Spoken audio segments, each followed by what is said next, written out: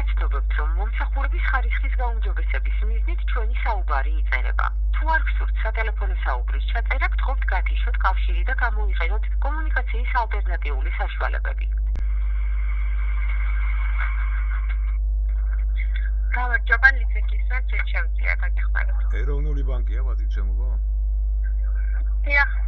მე მორეს კურტაინზე გახლავარ და ჩემს ტელეფონზე რატო დამბლოკეთ? ერთი წუთი არ დავრჩები, ერთი წამი აქ რაღაცა უნდა კითხოთ, აგერ გამოგიგზავნეთ ის, რა ქვია, საჩივარი. აქაც ელექტრონულ პოსტაზეც ეთქვა დაბლოკილი ვარ და არ რეაგირებს არავინ, რომ დამიდასტუროს საჩივრის მიღება. ეროვნული ბანკი ჩვენი ბებიის ბოსტანი კი არაა გენაცვალე. ეს სახელმწიფო უწყებაა. დაბლოკვის უფლება არ გაქვთ თქვენ. თუ ვინმე რამეს აშავებს, შეგიძლიათ შესაბამის სამსახურებს მიმართოთ. თორე პირზე ხელის აფარება, დაბლოკვა და ესეთი რაღაცეები და მუქარა კიდე პოლიციის იმით რა ქვია, ძალით რომ გამაჩუმოთ, ეგრე არ ხდება. ვიწუმეთე ჩვენი საუბარი ჩაწერილია, როგორც ახლა იწერება, ისე მაშინაც ჩაიწერა, რომ მემუქრებოდა ის გოგო. ეხა ტელეფონზე დამბლოკა, თან სახელ და გვარს რომ ალავს. და ჩემი საჩივარი რატო არ იმაშვებით ელექტრონ პოსტაზე, რატო არ რეაგირებთ, იქაც დამბლოკეთ?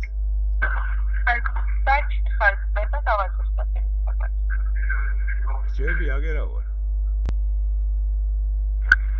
ბატონო, მერეს მადლობას გიხდით მოლოდინისთვის.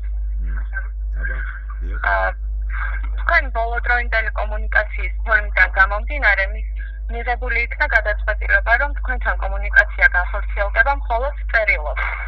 შესაბამისად, თუ რამე კითხვა გექნება, შეგიძლიათ მოგმართოთ წერილობის სახით.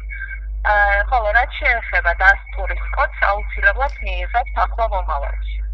ახლა პერიოდში. რა დასტურის კოდს, რა ენაზე მელაპარაკებით, ვერ გავიგე. დასტურის კოდს დასტურის კოდი რასია? დასტურს მიიღებთ უახლოეს მომავალში.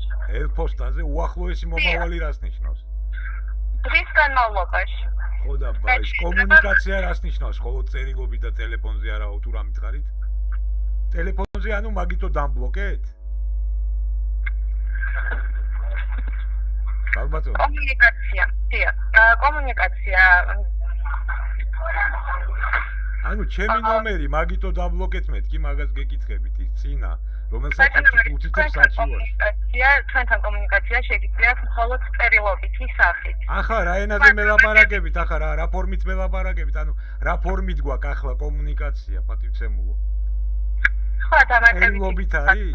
ანუ ესე იგი გამძარცვეთ, ფული მომპარეთ კრიპტოები, ხელსაფარებთ იმათ თქვენ კომპანიებს, თქვენი პროექტით. ტელეფონზე ბლოკავთ, ეხლა რაღაც ულტიმატუმებს მიყენებთ. თქვენ ცოტა ხوار გძმარავთ, აბა ერთმანეთს გადახედეთ, აბა ვინ გარიგებს ესე რომ თქვენი კომუნიკაცია. დამატებით როგორ არა მაქვს კითხვა. ფული მომპარეთ მეთქი.